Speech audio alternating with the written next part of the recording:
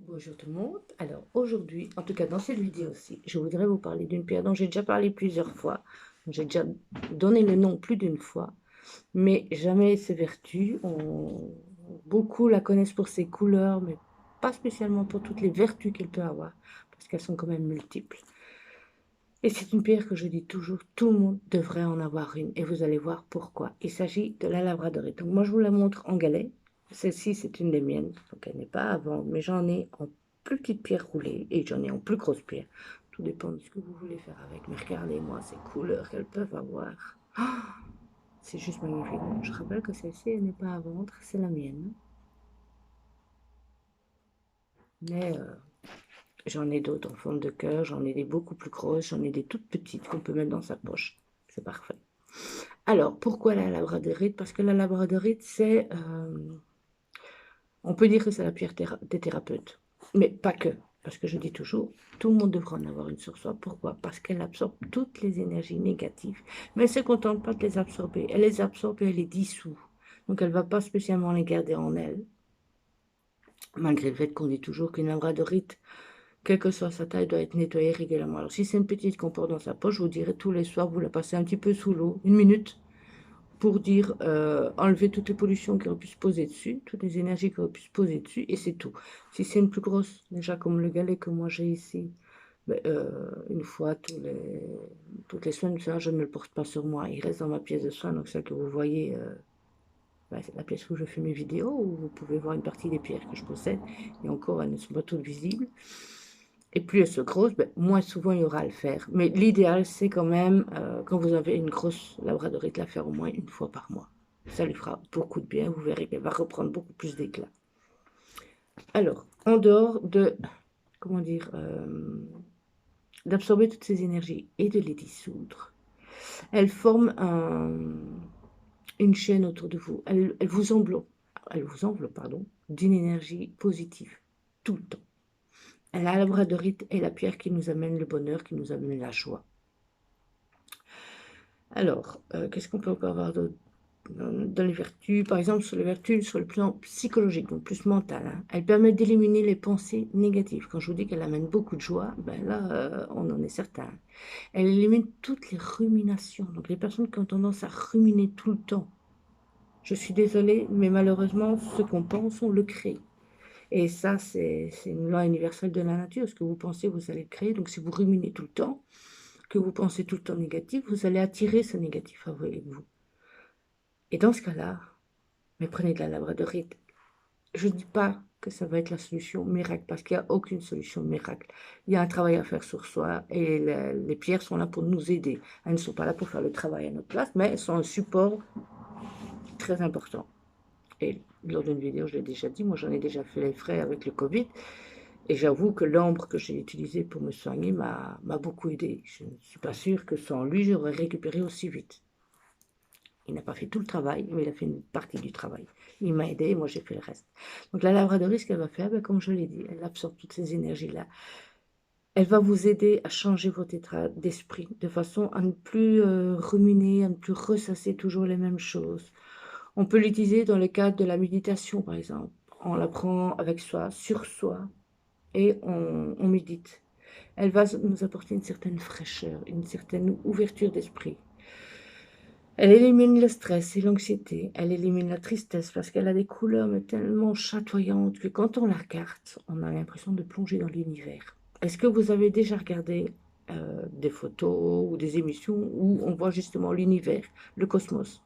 Toutes ces couleurs qu'il peut y avoir dedans, vous allez les retrouver dans la labradorite. Elle élimine les idées sombres, elle favorise le calme intérieur, la relaxation mentale et le bien-être général.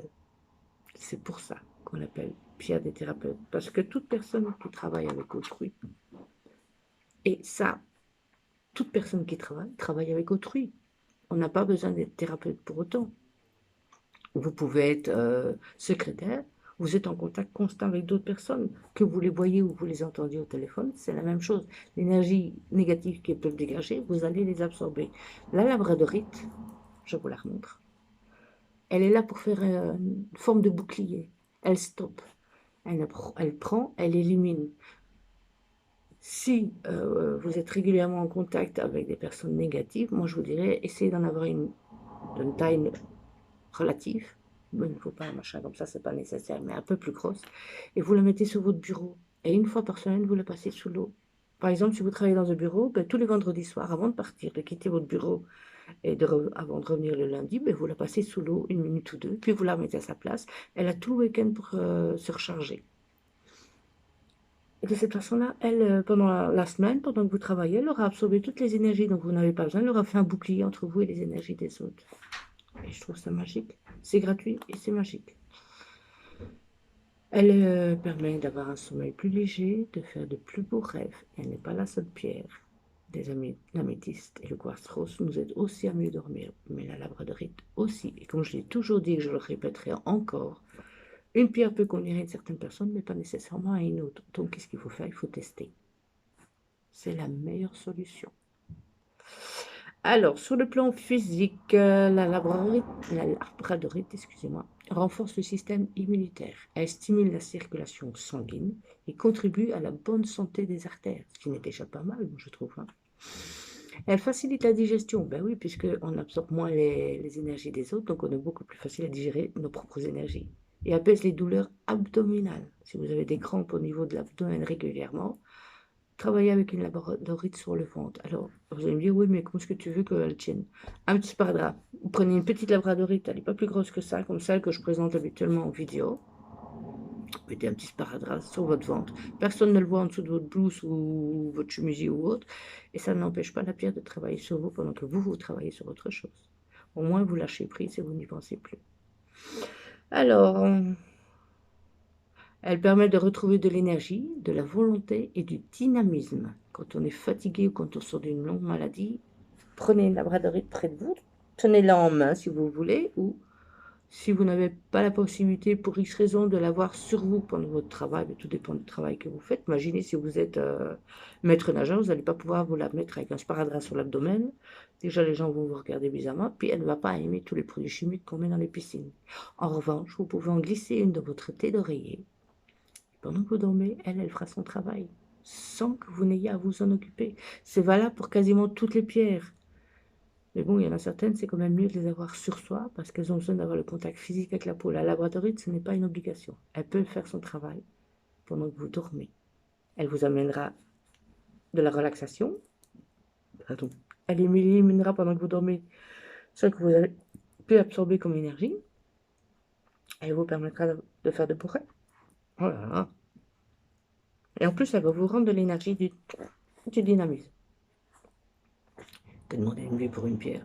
Franchement, moi, je ne sais pas, mais je la trouve vraiment parfaite. Et est très, très complète. Et c'est une pierre qui, niveau financier, est très abordable. Si vous en voulez, j'en ai à la maison, en pierre roulée, donc beaucoup plus petite.